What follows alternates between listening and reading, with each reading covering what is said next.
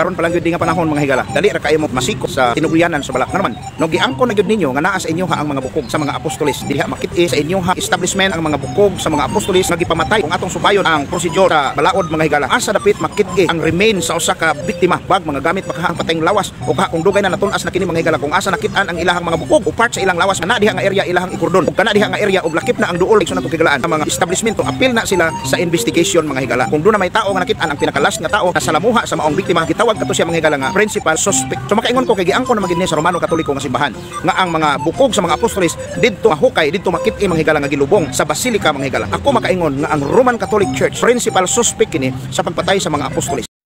Muna ilisod sa mga tao nga instead of magbasa og kasaysayan ang basahon comics. Kanya after nga magbasa sa comics, so mula pa dayon ang iyahang imagination.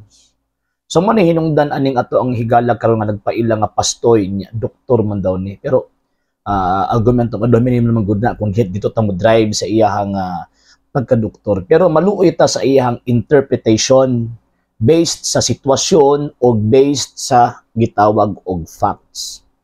Atong hinumduman mga higalag mga igsuon nga ang mga bukog sa mga santos kanong diha, for example bukog ni San Pedro diha nakit-an sa Vatican, kanang sa ilalo mismo, kanang sa underground sa ubos mismo sa kanang trono o lingkuran ng Santo Papa diha gilubong si San Pedro. Kanang diha man nakit-an sa mga banggiitan nga mga archaeologists, labi na katupong mga exegetes.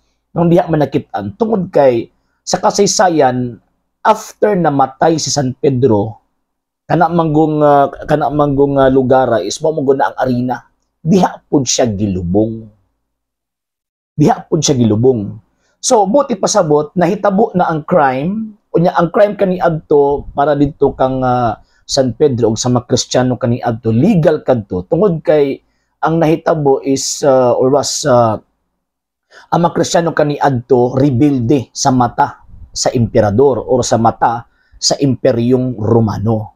So buti pasabot sa mata sa balaod nila kadtong pagpatay nila sa mga Kristiyano, particularly sa pagpatay nila kang San Pedro ug kadtong sa ubang pang mga apostol nga nalubong sa maong lugar, legal kadto o dili illegal. Pero sa mata sa Dios illegal gyud to ngano man tungod patay nimo ang kaning kuan kining iyahang tao or iyahang sinugo. So, buti pasabot mga higalag mga igsuon in terms of legal matters or legal concept or legal nga panghuna-huna, walay tulubagon. Ang mga tao kaniadto mahitungod sa iyang kamatayon in terms of legal question tungod kay legal man to kay death penalty man to nila kay wa man sila mosimba sa emperador. So nganong kana magud ang ako ang gipoint tungod kay ang gipresent sa atong higala nga doktor kuno legal matters.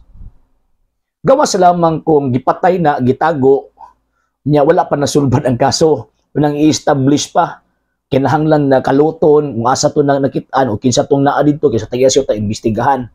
Ngano man kay kinahanglan pa i-establish ang facts ug nganong namatay ni ug nganong gipatay ni. So buti pasabot gipatay siya beyond sa tawag ining scope sa balaod. So manibot pasabot aning pastoy. Pero kadtong mga santos kaniadto, particularly San Pedro, dili man ingon ana ang estado. Gisilutan sila tungod kay wala silang mosimba sa emperador. Og sa mata sa emperador, og sa mata sa imperyo, rebelde sila. Og legal alang kanila nga si bisan kinsa nga dili mosimba sa emperador patyon. O sa kung maimbestigahan nimo. So gilubong dito sa tawag ining arena sa Roma kaniadto or Coliseum kaniadto dito siya gilubong. Karon after nga midaog ang Kristyanismo sa panahon ni Emperor Constantino kanang lugar nga gilubngan na San Pedro kung asa nakuha tong iyang mga bukog sa mga archaeologists. Kanang lugar gitukura na og simbahan.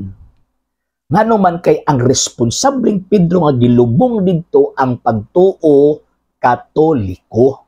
Mao na ang nag-administrate or ang nag-administer or ang nagbantay sa iyang mga remains ang simbahang Katoliko tungod kay after na legalize ang Kristyanismo giila sa tawag ining Imperyong Romano ang simbahang Katoliko nga mauni ang iglesyang dumalahan ni San Pedro ni adtong unang siglo. Mauna. So, kanang konklusyon ni Pastoy Dr. Pamanunta ni incorrect analogy or incorrect comparison. Nga naman, man maghimog ng kaso. Kinala po di ka maghimog kaso. Sulbad na mga namatay ito nga nung tawag ining gipatay. O kanang imuang una-una, kanang nga nung gipatay, wala pa na sulbad ang kaso. Kumbaga, wala pa na establish ang facts or ang proof. Kung tama ang imuhang panguna-una, mahulog nga kung asa makit-an itong tawag anang gilubngan or asa na gilubong, kung kisa tunyuta ang gilubngan mo ito imbestigahan, atong itanan ha. For example, sa lugar sa kuang asawa, dito gilubong ang iyang papa, dito gilubong iyang lula, dito gilubong ang iyang parente sa lugar, sa luna, sa kuang tawag inugangan. Sa luna gid mismo nila. Ang tubag ba ana? Ang pamilya ba nagpatay adto katong gilubong dito kay dito man nakuha ang ilang mga bukog. Ingon ana ba ang atong mindset? Dili. Ngano man kay ang senaryo nga imong gihatag, dili pareho sa senaryo nga nahitabo sa mga apostol. Established na ang facts nga gipatay sila sa Roman government. Pero gitukuran og simbahan sa Romano Katoliko, kay lahi man ang Romano Katoliko ug Roman government. Ang gitukuran simbahan og Romano Katoliko tungod kay giila after nagdaog ang Kristyanismo, giila sa Romanong Imperyo nga kining simbahang Katoliko mauni ang gidumalahan ni Pedro sa unang siglo. Mauna siya ang responsableng gitagaan sa katungod nga mag-administer ni anang maong lugara. Di lagi kung may saging basahon lagi, pagbasa lagi kasaysayan, doktor biyata. Di ba? Doktor gutta. Ya pastoy pag yun, pagbasag kasaysayan kay maulawan ta sa mga tao matong gitudluan kay kung masakpan ang atong bakak, masakpan ang ato ang butbut, kanang pipilan nimo kapudyot nga mga membro, mga wala nimo.